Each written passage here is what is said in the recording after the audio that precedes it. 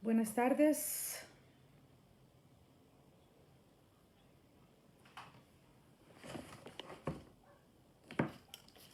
Vamos a tratar con la ayuda de nuestro Padre en esta hora. Estudiar un poco más acerca del modelo original que Dios tiene para su iglesia. Hemos estado estudiando que el Señor ha dado instrucciones precisas sobre cómo debe ser nuestra vida, cómo debe ser el funcionamiento de las congregaciones. Y en ningún lugar dice que sean sugerencias, sino que son mandamientos, ¿ok? Son mandamientos, no son recomendaciones, sino que son especificaciones dadas por parte de el arquitecto, del maestro, del Dios de los cielos y de la tierra. Hemos estado hablando también que la fe obediente en esencia es precisamente hacer las cosas como Dios quiere que las hagamos, no como nosotros pensamos que deben hacerse. Hemos estado estudiando en Apocalipsis capítulo 2 y capítulo 3 el mensaje o la revelación que el Padre le dio al Señor Jesucristo y que se dirige a estas 7 iglesias de Asia, que habían más de 7 iglesias, pero Él escogió este número por el significado que tiene que ver con plenitud. Y el mensaje a estas iglesias se puede ver en el tiempo, ya sea por épocas, por siglos, o la podemos ver por diferentes tipos de iglesias, o de la manera más personal es revisar una por una para ver cuál de los elogios que el Señor Jesús hace aplican a mi vida como parte de la iglesia y cuáles no aplican a mi vida. También ver cuál de estas cuestiones, cuál de estas situaciones en cuanto a los reclamos o en cuanto a la exhortación que el Señor Jesús hace, aplica a mi vida para que yo pueda cambiarla, para que yo pueda irla, perdón que no había puesto el micrófono, pero sobre todo para que yo ejercite esta fe obediente. Es importante ratificar que lo que el Señor Jesús dice no es una sugerencia, lo que el Padre nos dice en la Biblia no es un consejo, no es una recomendación y mucho menos es una indirecta, ¿ok? Es mandatorio, es obligatorio, ¿sí? Y el problema que tenemos los creyentes, y hablo en general, es que se nos ha enseñado o hemos aprendido o hemos adquirido por costumbre que solamente debemos pensar lo que nos enseñan nuestros pastores, o que debemos ser como son nuestros pastores, o que debemos copiar el modelo que nos presentan nuestros pastores, nuestros líderes, apóstoles, profetas, lo que tú quieres. Según datos estadísticos, 9 de cada 10 personas no quieren estudiar sus Biblias para saber si lo que se les ha enseñado es correcto o no. Increíble, 9 de cada 10 personas toman de alguna medida como verdadero lo que se les enseña en sus iglesias, y gloria a Dios por los maestros, por los pastores, por los siervos de Dios que realmente se preparan, que estudian y que están compartiendo palabra verdadera. Pero independientemente de que eso sea así, estamos claros que también hay algunos que no son maestros genuinos de la palabra, y sea que sean verdaderos o que sean no genuinos, tu obligación es estudiar la palabra para ver si las cosas que te enseñan son así. Pero no queremos estudiar. Y de hecho, dentro de esta estadística, ni siquiera algunos pastores se libran.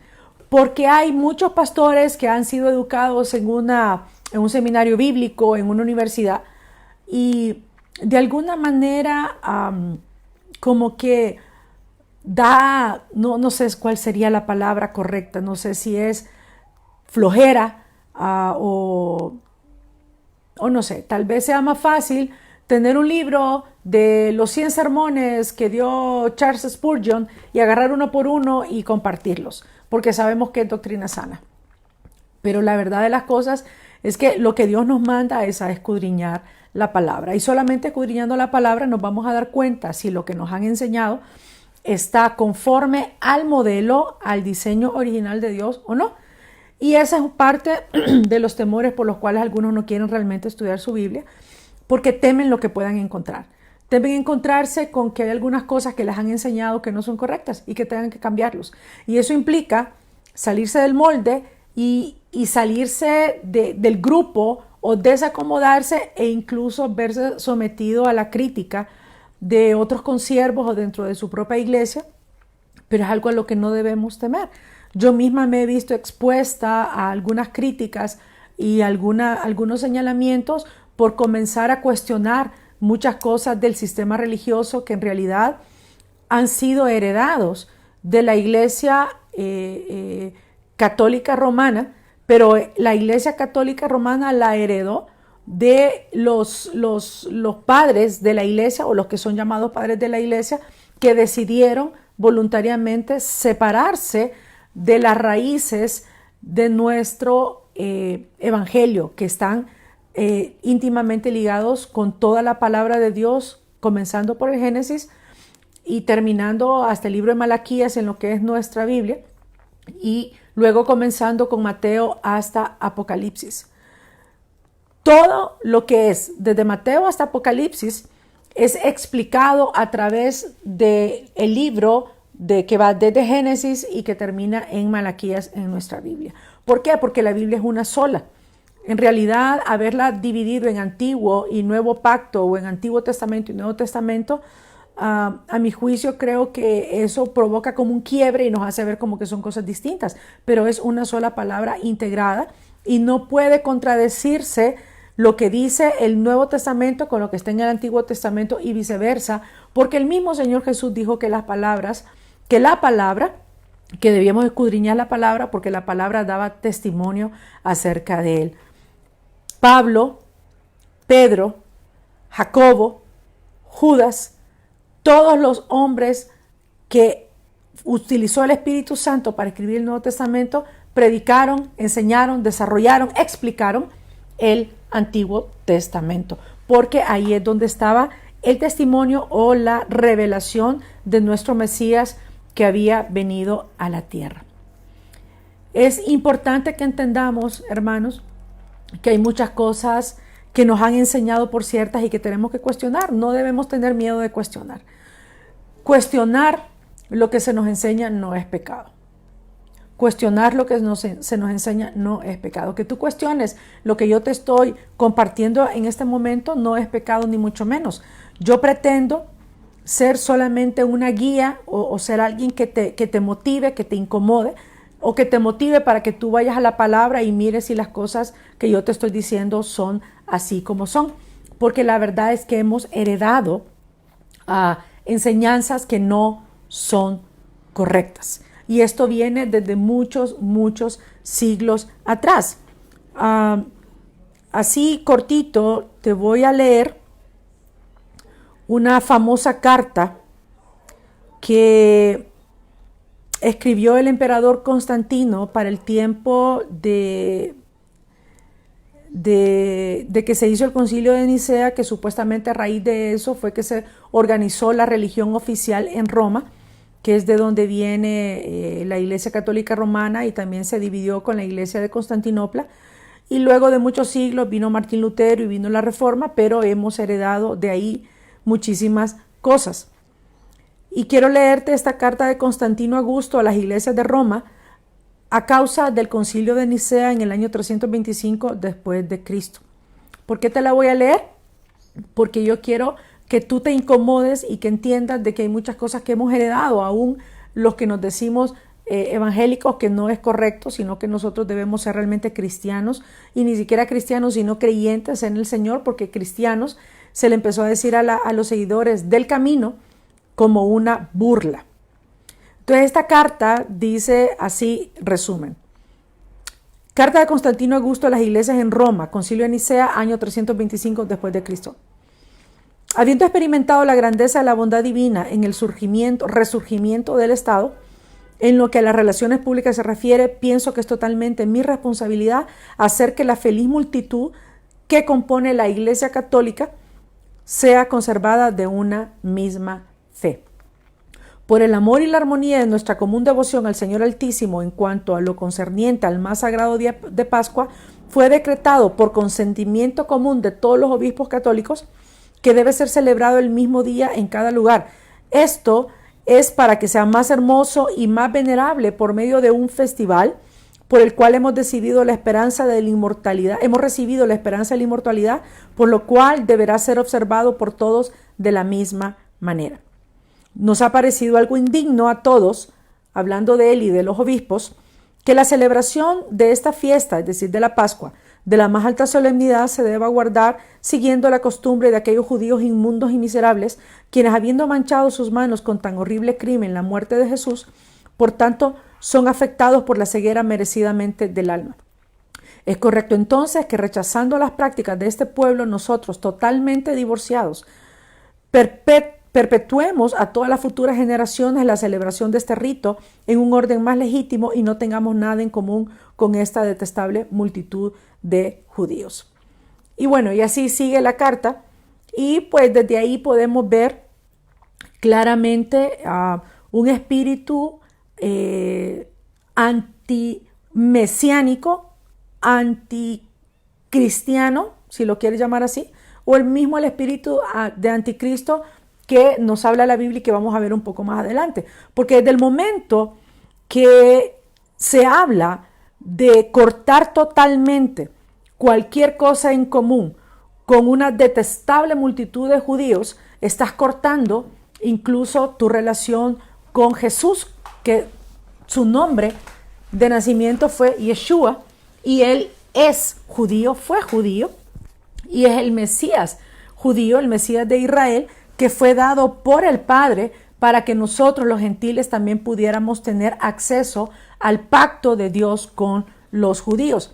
Entonces, si tú ves desde el inicio de que se formó la religión formal o la religión del Estado, comenzó mal, arrancándonos de lo que fue el entorno de nuestro Mesías Jesucristo y arrancándonos de las escrituras judías, porque si no quieren tener nada que ver con supuestamente lo detestable de los judíos, entonces están rechazando de plano todo lo que es el libro de Génesis hasta el libro de Malaquías. Es decir, los 5 libros del Pentateuco, que son conocidos como la Torá, los profetas mayores y menores, y lo que son los escritos, donde incluye a los salmos, y también incluye a Job y Cantar de los Cantares y Eclesiastés. Dice la palabra en Deuteronomio capítulo 12, en el versículo 29.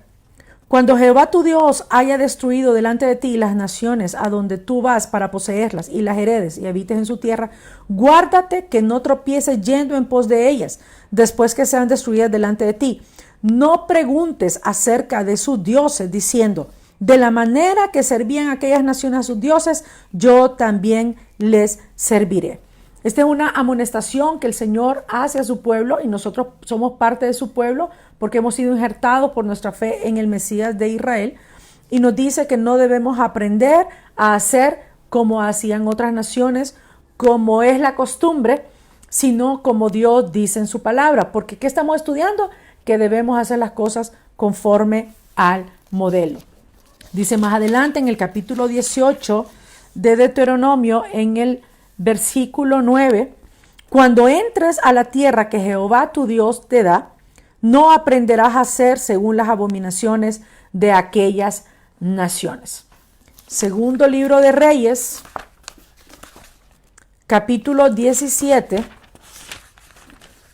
en el versículo 33 dice, temían a Jehová y honraban a sus dioses, según la costumbre de las naciones de donde habían sido trasladados.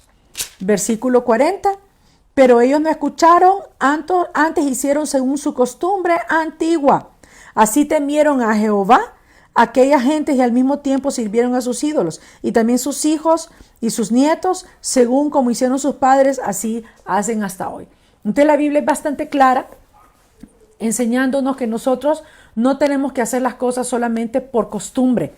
No tenemos que hacer las cosas solamente porque sean costumbres antiguas o porque hayan estado por muchos siglos en la iglesia o porque haya sido lo practicado durante muchos siglos, pero entiéndase en cuanto se oponga al diseño de Dios. Te repito, hay muchas cosas en la iglesia de este tiempo, que es la razón por la cual el Señor Jesús habla a las iglesias, a la plenitud de las iglesias, en el capítulo 2 y 3 de Apocalipsis, donde Él no hace sugerencias, ni recomendaciones, ni indirectas, sino que Él hace indicaciones claras y precisas sobre las cosas buenas que se tienen que seguir haciendo y las cosas malas que deben dejar de hacerse, porque eso trae consecuencias. Y eso está es lo mismo o está en armonía con lo que acabamos de leer en Deuteronomio y en el libro de Reyes, de que Dios quiere que hagamos las cosas no por costumbre o según nos han enseñado o porque lo hemos heredado, sino que lo hagamos porque así lo dice la palabra de Dios. Unas lecturas más, Jeremías capítulo 16, versículo 16-19 dice: ciertamente mentira poseyeron nuestros padres, vanidad. Está hablando de que hay muchas cosas que hemos recibido que es mentira y que estamos en la obligación de escudriñarlo para ver si las cosas son así. Dice Juan en el capítulo 5, versículo 39, hablando nuestro Mesías, dice: escudriñad las escrituras, porque a vosotros os parece que en ellas tenéis la vida eterna, y ellas son las que dan testimonio de mí. Hechos capítulo 17, acompáñame por favor. Hechos capítulo 17, versículo 10 dice: inmediatamente los hermanos enviaron de noche a Pablo y a Silas hasta Berea.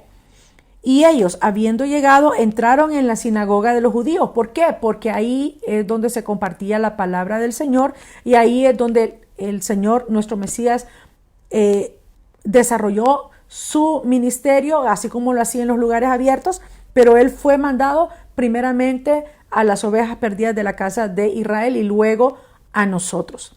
Versículo 11. Y estos, es decir, los de Berea, eran más nobles que los que estaban en Tesalónica, pues recibieron la palabra con toda solicitud, escudriñando cada día las escrituras para ver si estas cosas eran así. ¿Cuáles cosas? Las cosas que Pablo y Silas les estaban enseñando sobre el Mesías Jesucristo. Primera de Tesalonicenses, capítulo 5, versículo 21 dice: examinadlo todo, retened lo bueno. Y finalmente, Primera de Juan, en cuanto a este tema, Primera de Juan, capítulo 4, versículo 1 dice: amados, no creáis a todo espíritu, sino probad los espíritus si son de Dios, porque muchos falsos profetas han salido por el mundo. Escudriñar. ¿Qué es escudriñar? Escudriñar es averiguar, investigar. ¿Ok? Escudriñar es averiguar, investigar, rebuscar. Cuando la palabra nos dice examinadlo todo, esto quiere decir poner a prueba lo que se les dice o se les enseña. Te lo repito, cuando la palabra te dice escudriñalo todo, examínalo todo, es poner a prueba lo que se te está diciendo o lo que se te está enseñando. ¿Y qué es poner a prueba? ¿Qué es probar? Significa utilizar una cosa o ponerla a prueba para saber cómo funciona o qué resultado produce. Pero también significa inspeccionar si algo está arreglado a la medida, si algo es conforme a la muestra o proporción de otra cosa a la que se debe ajustar. Entonces, cuando se te dice escudriñalo todo, cuando se te dice evalúa todo, cuando se te dice examínalo todo, lo que te está diciendo, lo que el Señor te está diciendo, lo que la palabra de Dios te está diciendo es inspecciónalo para ver si tiene la misma medida o si es conforme a la muestra o si es conforme al diseño. ¿Ok? y a qué debe ajustarse lo que se nos enseña. Por ejemplo, cuando tú estás en el colegio o estás en la universidad y te están enseñando matemáticas, química o español, ¿qué es lo que usan? Usan un libro de texto. Entonces lo que te están enseñando es conforme al libro de texto y cuando te evalúan es conforme al libro de texto.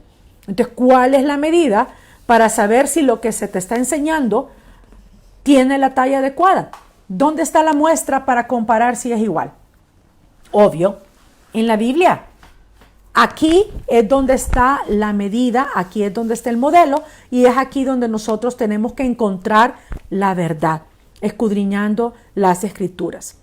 Y en Juan 4:1, cuando nos dice que no creamos a todo espíritu, porque hay muchos falsos profetas que han salido por el mundo, entonces en el contexto entendemos que cuando dice escudriñar todo espíritu no se refiere a ver si es demoníaco o si se nos presenta un ángel y saber si es demonio o si es un ángel de luz o si es un ángel de parte del Padre.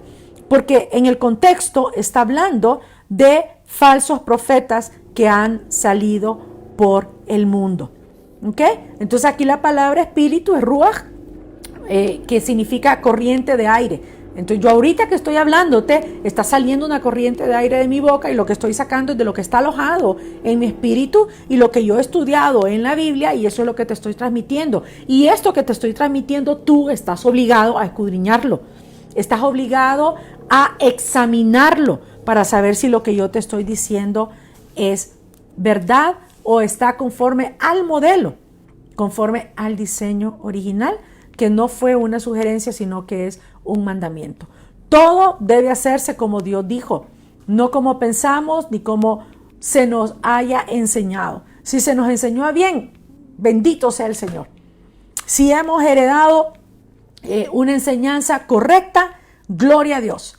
Pero el responsable o la responsable delante del Padre por esa enseñanza y por la aplicación en mi vida y si estaba conforme a la palabra del Señor, soy yo y no voy a poder echarle la responsabilidad a nadie más. Así como Dios le mandó a Moisés que hiciera todas las cosas tal y como él se las había mandado, así como se las enseñó a Noé y le dijo, lo vas a hacer exactamente como yo las hice, y ellos lo hicieron como él les mandó, nosotros tenemos que hacerlo todo conforme al modelo, conforme al patrón, porque esa es la voluntad expresa de nuestro Padre. Habíamos visto en la clase pasada, habíamos comenzado a ver acerca del modelo que nosotros debemos seguir como iglesia, y esa iglesia la vamos a entender no como los cristianos sustituyendo a los judíos o a Israel, porque eso no es bíblico. El pacto es con Israel y nosotros hemos sido ingresados, injertados en el pacto, o sea que cuando hablamos de iglesia, mejor digamos congregación, que incluye a los judíos primeramente y también a nosotros. Entonces habíamos hablado que lo primero es lo primero y es que el fundamento sobre el cual debemos estar parados es que hay un solo Dios y es Jehová, Yahweh, Yod-Heh, Vav-Heh, o Dios como lo hemos conocido. Habíamos visto que debemos amar a este Dios de Israel con todo lo que teníamos, que hay un solo camino al Padre, que es a través de nuestro Mesías, del Mesías Jesucristo. Vimos que Jesús vino para deshacer las obras del diablo porque nos tenía esclavizados en pecado. Hemos visto que el fundamento sobre el cual tenemos que edificar es que Jesús es el Hijo de Dios y sobre eso parte lo demás, porque entonces Él vino a hacer las obras del Padre y Él solo vino a hacer lo que Él escuchó y lo que se le mandó a hacer, y sobre eso viene edificada nuestra fe para poder regresar al Padre. Y luego comenzamos a desarrollar acerca de lo que significaba a cada iglesia o lo que venía significando y el atributo que Jesús revelaba al hablarle a estas iglesias para que miráramos cómo esto coincidía. Entonces hoy vamos a continuar viendo sobre esto en Apocalipsis, en el capítulo 2, y quiero leerte o que sigas conmigo la lectura. Si en Apocalipsis capítulo 2, versículo 2, yo conozco tus obras, ¿ok? yo conozco tus obras. Y luego dice el versículo 7, el que tiene oído, oiga lo que el Espíritu dice a las iglesias, al que venciere. Versículo 9, a la iglesia de Esmirna, yo conozco tus obras. Versículo 11, el que tiene oído, oiga lo que el Espíritu dice a las iglesias, el que venciere. Luego a la iglesia de Pérgamo, versículo 13, yo conozco tus obras. Y luego dice en el versículo 17, el que tiene oído, oiga lo que el Espíritu dice a las iglesias. Y luego dice, al que venciere. Luego vamos con la iglesia de Tiatira. En el versículo 19, yo conozco tus obras. Y luego dice en el versículo 26, al que venciere. Capítulo 3, iglesia de Sardis, versículo 1, yo conozco tus obras. Versículo 5, el que venciere. Luego la iglesia de Filadelfia, en el versículo 8, yo conozco tus obras. Y en el versículo 12, al que venciere.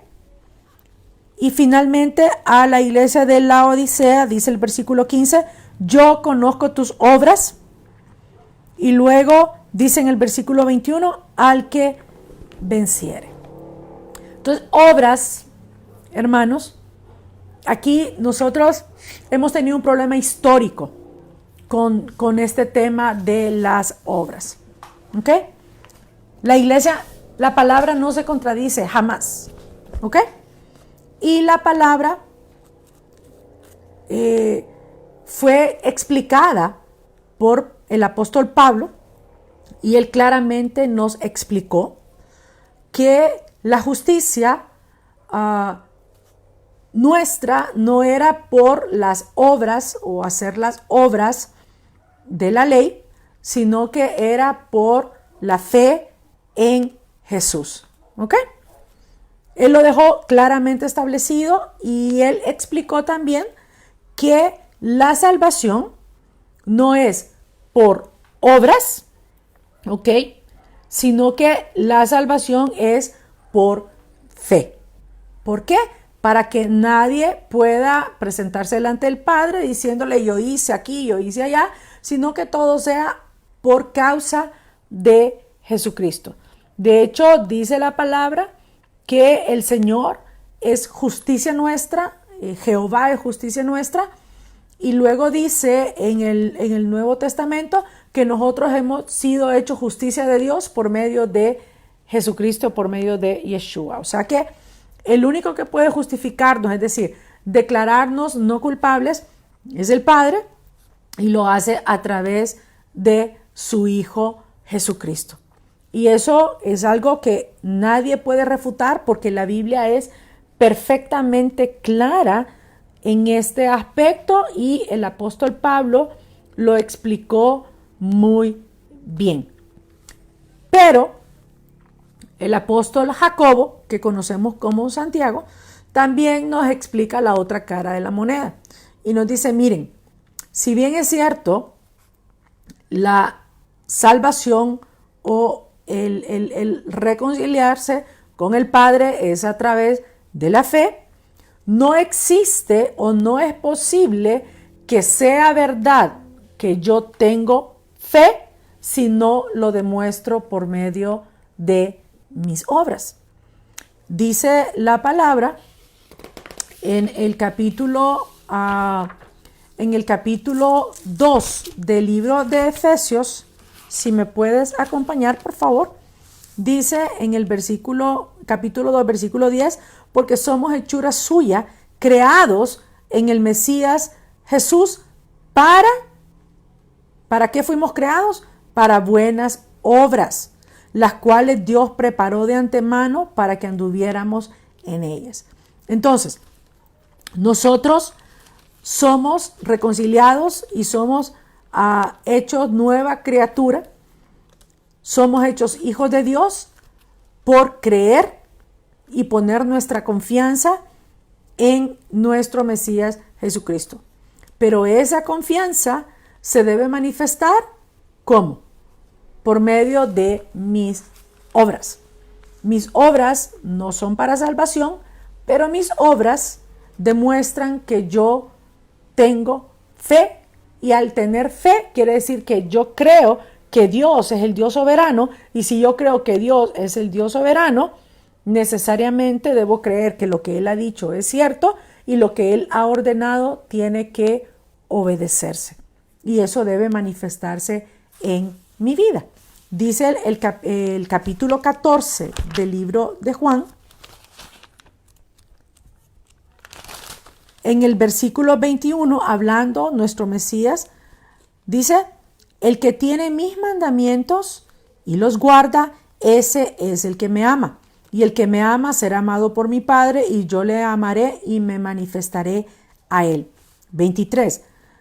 Respondió Jesús y le dijo: el que me ama, mi palabra guardará. Y mi Padre le amará, y vendremos a él y haremos morada con él. El que no me ama, no guarda mis palabras. Y la palabra que habéis oído no es mía, sino del Padre que me envió. Y Santiago, capítulo 2, versículo 26, dice: porque como el cuerpo sin espíritu está muerto, así también la fe sin obras está muerta. ¿Ok? Entonces, si regresamos a Apocalipsis, el Señor Jesús le dice a sus congregaciones, a la plenitud de sus congregaciones: yo conozco tus obras. Y luego les dice lo bueno, los motiva a seguir haciendo aquellas cosas, aquellas obras que le agradan, para luego exhortarlos por aquellas obras que no le agradan. ¿Ok? Y le dice: sigue haciendo estas buenas obras porque son de mi agrado, pero deja de hacer estas otras obras porque no son de mi agrado. Y luego dice: al que venciere y guardare mis obras hasta el fin, ¿ok? Al que venciere, refiriéndose a sus obras, o más bien se refiere a sus obras, es decir, las obras que son correctas. ¿Y cuáles son las obras que son correctas? Las que están apegadas a la voluntad de Dios.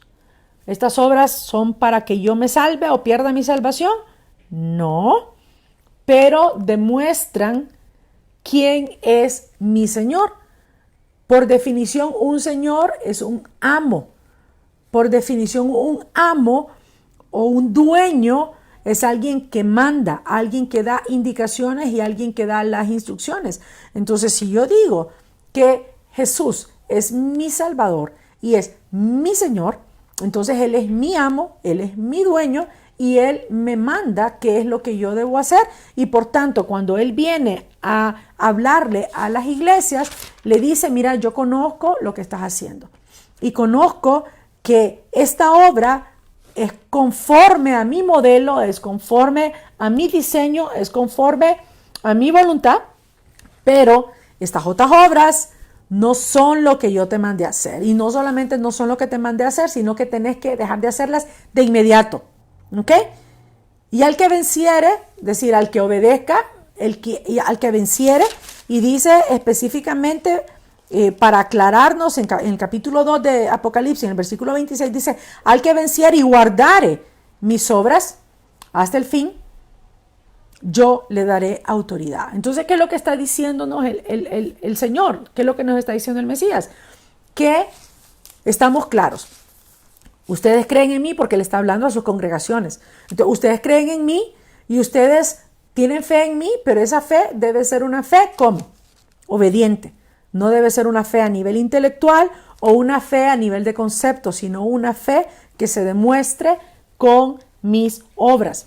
Entonces, cuando viene el Señor a hablarle a las iglesias, le está hablando no vos no me creíste o qué sé yo, sino que está diciendo: mira, lo que estás haciendo supuestamente en mi nombre o supuestamente porque me crees a mí, esto está bien y esto está mal. Entonces de eso se trata, que nosotros podamos entender que necesitamos el modelo, necesitamos tener ese molde o ese patrón para nosotros saber qué es lo que tenemos que hacer y qué es lo que no tenemos que hacer. Y aquí volvemos al problema de lo que hemos heredado, al problema que tenemos en muchas iglesias donde se nos ha metido en la cabeza que ya no estamos bajo la ley, y cuando decimos o creemos que nos dicen que ya no estamos bajo la ley, de alguna manera automáticamente estamos botando a la basura todo el Antiguo Testamento. Porque decimos, ay, que ya no estoy bajo la ley, sino que estoy bajo la gracia, porque eso fue lo que dijo Pablo. Pero cuando Pablo se refiere a que no estamos bajo la ley, se refiere precisamente a lo que dice Deuteronomio en el capítulo 28, cuando habla de las bendiciones y las maldiciones. Deuteronomio 28 nos dice que vamos a tener bendición cuando nosotros obedezcamos lo que el Señor nos manda, pero que vamos a estar bajo maldición por nosotros desobedecer lo que Dios nos manda. Entonces, cuando vino el Señor Jesús, cuando vino el Mesías, Él trajo esa gracia, esa plenitud de gracia que siempre se ha manifestado, y lo podemos ver desde el capítulo 6, cuando dice que Noé halló gracia a los ojos del Señor. Nos dio esa gracia para que la maldición por quebrantar o por el haber quebrantado los mandamientos de Dios no cayera sobre nosotros, sino que fuéramos perdonados. Pero el ser perdonados por causa de la sangre de Jesús no implica que yo ya no tengo que seguir obedeciendo los patrones de conducta de Dios. Porque si yo no tengo los patrones de conducta de Dios como mi norte, como mi modelo, como mi patrón, entonces yo voy a hacer las cosas como a mí me parece que son. O voy a hacer las cosas como yo siento que debo hacerlas.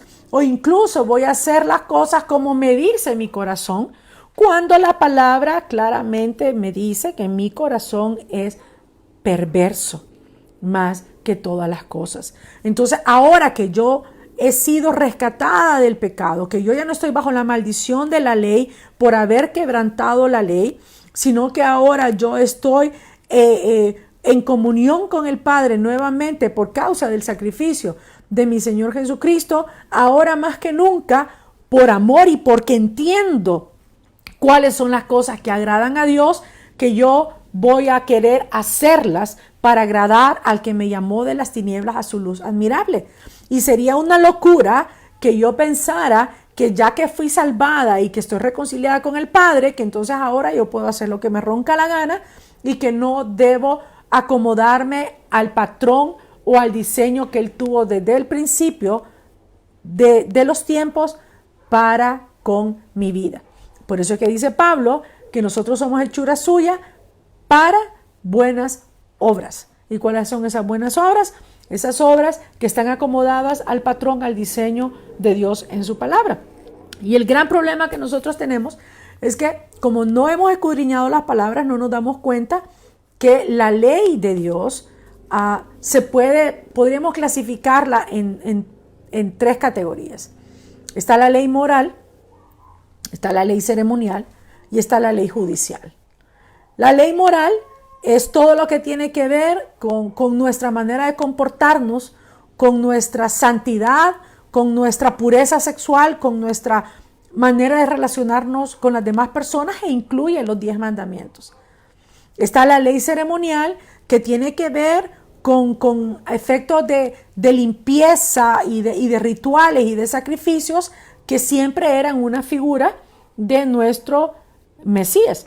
Y está la ley judicial, que fue dada específicamente para Israel, para que tuviera la manera de comportarse, por ejemplo, cuando se dañaba el ganado del prójimo, o cuando había habido un robo, o cuando había habido una muerte, para saber si era accidental o si había sido homicidio, etcétera, etcétera, etcétera. Entonces, la ley ceremonial giraba alrededor del templo, giraba alrededor del sacerdocio o giraba alrededor del tabernáculo, pues en ese tiempo era que estaba pues Moisés y que fue dada esa ley. Entonces nosotros tenemos que entender que los 613 mandamientos que tienen los judíos no es un tema de venir y aplicarlos, porque si no los aplico me van a cortar el pescuezo o me van a cortar el cuello, sino que se trata de que como mi Señor, mi amo, mi dueño quiere o me ha dictado esa manera por la cual yo debo guiarme, o el patrón por el que yo debo guiarme, entonces yo debo buscar agradarlo con las cosas que puedan aplicar a mi persona, que no nací judía, que no nací de Israel, pero que he sido injertada en el pueblo de Israel. Y parte de lo que se nos explica es que, por ejemplo, no es necesario la circuncisión, porque la circuncisión externa no es la que vale, sino la del corazón. Pero la circuncisión del corazón debe notarse. ¿Y cómo se nota la circuncisión del corazón? Cuando yo me acomodo al patrón de Dios. Y es por eso que nosotros tenemos que tener súper definido o sumamente clara la definición de pecado. Y quiero hablarte un poco sobre esto. Quisiera por favor que me acompañaras al capítulo 3 de la primera epístola del apóstol Juan. En el capítulo 3 te dije en el versículo 4. Y aquí nos da la definición de pecado. ¿Ok? Dice que el pecado es infracción de la ley. ¿Ok? Pecado es infracción de la ley. Entonces, por definición, o la definición de pecado, si la buscamos en el diccionario, es desorden. ¿Ok? La definición de pecado podemos asimilar al caos, a la confusión, al desenfreno, al libertinaje. Entonces, si pecado, porque estamos hablando de infracción de la ley, ¿ok? La ley, ¿qué es? En nuestra cultura, la ley son los patrones o los lineamientos bajo los cuales una sociedad debe conducirse. Y esa ley enmarca nuestras relaciones, los límites de nuestros derechos y la propiedad privada, por mencionar algunos. Entonces, cuando hay orden o cuando hay gobierno, es porque hay parámetros, ¿sí? Entonces, el quebrantar esos parámetros lo que trae es desorden, lo que trae es caos y lo que trae es confusión. Si, por ejemplo, tú tienes una propiedad y esa propiedad dice que son 1000 metros cuadrados, entonces hay una medida. Y esa medida se mide conforme al sistema métrico. Pero a la par hay otra persona que tiene una propiedad que tiene otros 1000 metros cuadrados. ¿Sí? Entonces la ley dice que este es el lindero, o esta es la frontera, o esta es la línea que divide mi terreno del terreno de la otra persona. Y eso está protegido por la ley. Eso es parte de los parámetros de la ley. Y si no estuvieran esos parámetros, entonces podría venir mi vecino y decir que la tierra donde yo estoy le pertenece. Y como yo sé que no le pertenece, entonces viene el desorden, viene el caos, vienen las guerras, vienen los problemas, y para eso es la ley, para eso son los parámetros, para eso son los lineamientos, para que podamos vivir en orden. ¿Ok? Para que podamos vivir en orden, para que podamos vivir en paz. Y esa es la intención de Dios cuando nos habla de su ley, sobre todo de su ley moral. ¿Ok? Porque la ley, como te decía, la ley ceremonial, pues prácticamente no se puede aplicar, no podemos aplicarla. Y la ley judicial, pues no se aplica a nuestro contexto, pero hay cosas que nosotros sabemos que podemos hacer, como que, por ejemplo, que si vemos el animal o el ganado de nuestro vecino, aunque no nos caiga bien y cayó en un hoyo, pues lo menos que podemos hacer es ayudarle. O sea, es un tema de moral, pero también de sentido común. Entonces, ¿qué es lo que trae el orden, la disciplina y el gobierno a nuestra sociedad? Pues lo que lo trae es el colocar las cosas de la manera adecuada, ¿sí? La definición de orden es la manera de estar colocadas las cosas y las personas en el espacio, o de sucederse los hechos en el tiempo según un determinado criterio o una determinada norma. Entonces, el orden solamente puede venir si tenemos normas, si tenemos criterios. ¿Ok? Si tenemos normas y si tenemos criterios. Esa es la única manera en que podemos tener orden.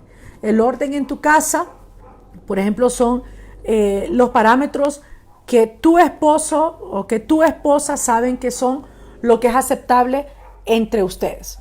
Lo que tus hijos saben que es aceptable entre ustedes. O lo que tú sabes que es aceptable para tus padres. Entonces, cuando tú te ajustas a esas maneras o a esas costumbres o a esas leyes que tal vez no necesariamente están escritas dentro de tu casa, entonces vas a estar en paz. Pero cuando tú las quiebras y haces las otras o te comportas de manera totalmente contraria a lo que se supone que debería ser, porque ese es el convenio, ese es el acuerdo, entonces ¿qué viene? Desorden, caos, anarquía y vienen problemas. Entonces, la intención de Dios es que nosotros podamos tener orden, que podamos tener paz y que podamos saber hasta dónde llegan nuestros derechos, pero dónde están también nuestras obligaciones. Un gobierno tiene por objetivo regular una sociedad y ejercer autoridad, pero para regular algo se deben definir los parámetros y estos parámetros deben ser del conocimiento de todos para que nadie alegue ignorar cómo es que tenía que comportarse. Y estos parámetros son las indicaciones, las leyes y los estatutos. En Éxodo 24:12, nuestro Padre nos dice lo siguiente. Éxodo 24:12 dice así: Jehová dijo a Moisés: sube a mí al monte y espera allá, y te daré las tablas de piedra y la ley y mandamientos que he escrito para enseñarles. ¿Ok? Lo que Dios le dio a Moisés era para enseñarles. Entonces aquí la palabra que se traduce como ley en el original es la palabra Torah. La palabra mandamiento se refiere a orden y dice que fueron dados por Dios a su pueblo para enseñarle, que es la palabra Yará. Entonces yo quiero que prestes atención a la palabra que se traduce como ley, que es Torah, y a la palabra enseñarle, que se traduce como Yará. ¿Por qué? Porque la palabra ley, que es Torah, significa precepto, estatuto o dirección. Que ya vimos que estos preceptos, los estatutos y las direcciones son los parámetros que incluso nosotros como sociedad sabemos que necesitamos, cuanto más como personas. Entonces, cuando dice en Éxodo 24:12 que le va a dar la ley, es la Torah, y Torah significa precepto, estatuto y dirección, pero viene, fíjate bien, la raíz de la palabra Torah viene de algo más profundo, que es la palabra Yará. Y esta palabra Yará significa fluir como agua, colocar o lanzar una flecha y enseñar señalando con el dedo. Entonces, cuando el Padre dice: yo te voy a dar las leyes, Moisés, para que las enseñes, lo que está diciéndole: mira, estos son los parámetros, estos son los lineamientos, que en realidad es para indicarles el camino, para hacerles ver cuál debe ser su meta, para enseñarles cuál es el cauce por el cual ellos deben fluir, de manera de que su vida pueda darse de manera natural y por ende haya orden y haya paz. ¿Ok? En otras palabras, Éxodo 24:12 es el testimonio escrito del corazón del Padre para su pueblo. Él nos dio sus preceptos, sus estatutos y dirección para traer orden a nuestras vidas, de manera que nuestras vidas puedan fluir dentro del cauce que Él mismo diseñó para nosotros, siendo tu vida y mi vida como una flecha en las manos de Dios, que debe ser lanzada en la dirección correcta para alcanzar la meta o propósito por el cual fuimos creados, y que necesariamente está íntimamente conectado al corazón del Padre. En otras palabras, esta Torah, esta enseñanza, esta dirección, lo que busca es que el amor de Dios se manifieste en nosotros, para que nosotros entendamos de que fuimos creados a semejanza, a imagen y a semejanza de Él, no para vivir y dejarnos botados, sino que Él nos creó y nos creó como hechura suya en Cristo Jesús, dice Efesios, para buenas obras. Y estas buenas obras es la dirección en la que debemos apuntar, es el plan de Dios para nuestras vidas, es ese cauce por el cual nuestra vida debe fluir para que podamos tener esa paz y encontrar el propósito de nuestras vidas. ¿Por qué mucha gente no encuentra el propósito para sus vidas? Porque no sigue los lineamientos de Dios. Y al no seguir los lineamientos de Dios, al no seguir las instrucciones de Dios, ¿qué es lo que viene? Caos, desorden, anarquía. Y en el desorden, si usted tiene su cuarto, usted mira su cama desarreglada y mira ropa, zapatos, almohadas, y se le pierde algo, jamás lo va a encontrar en ese desorden. Entonces es lo mismo. Si nosotros tenemos nuestra vida en desorden y la vida nuestra o mi vida va a estar en desorden, si yo me salgo del caos establecido de Dios para mi vida, si yo no sigo las indicaciones de las instrucciones que Él como Padre me ha dado, lo que voy a provocar es un desastre en mi vida. Voy a vivir una vida desordenada y voy a vivir una vida sin propósito. Entonces Dios lo que quiere no es tenernos reprimidos, sino que Él nos dio su Torá, sus enseñanzas, sus lineamientos, hablando en la parte de la ley moral, porque la ceremonial, ya hablamos un poco de eso, y también de la ley judicial, sino que está esa ley moral para permitirnos fluir de manera natural para que nosotros podamos tener la paz y vivir la vida que Dios quiere que vivamos y podamos encontrar el propósito para nuestras vidas. ¿Sí? Entonces, cuando vemos nuevamente Juan, o podemos ver Juan a través de estos ojos, o a través de los ojos de lo que acabamos de ver en Éxodo, dice Juan 3:4 que el pecado es la infracción de la Torá. ¿Sí? Porque pecado, ¿qué significa la palabra pecado en la Biblia? Pues para verlo tenemos que ver cómo fue usado la primera vez, y la primera vez se usó en Génesis 4:7, cuando el Señor le dice a Caín: mira, ve, ¿por qué estás decaído? Mira que si haces lo bien, haces las cosas bien, pues vas a ser recompensado, pero si no, tu pecado ahí está a la puerta y con todo vos te vas a enseñorear de él. Lo que le estaba diciendo es: ciertamente si mejoras, serás perdonado, pero si no mejoras, el pecado aguarda a la puerta.